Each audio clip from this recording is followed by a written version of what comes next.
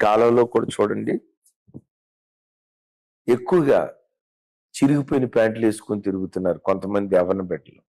ఎందుకు అనుకుంటున్నారు? అది ఒక దయ్యపు చేస్తానా? వీళ్ళు అనుకుంటున్నారు ఫ్యాషన్ అని.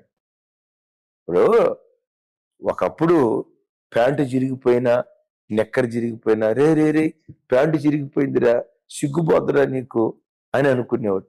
ఒకప్పుడు ప్యాంటు చిరిగిపోతే సిగ్గు. ఇప్పుడు చూడండి, ప్యాంటు చిరిగిపోవటమే అదేదో హైఫై అనుకుంటా ఉన్నారు. కొంతమంది చూడండి, ఒంటి మీద బట్ట సరిగ్గా వేసుకోరు, శరీరాన్ని బట్టతో చక్కగా కప్పుకోరు, శరీరం బయట కనపడేటట్లుగా అశ్లీలమైన వస్త్రధారణతో కొంతమంది బ్రతుకుతారు. కారణం ఏంటో చెప్పంటారా? అది ఒక దయ్యపు ఆత్మ. విన్నారా ఈ మాట? శరీర సౌష్ఠం బయట కనపడేటట్లుగా కొంతమంది ఎక్స్పోజింగ్ చేస్తారు.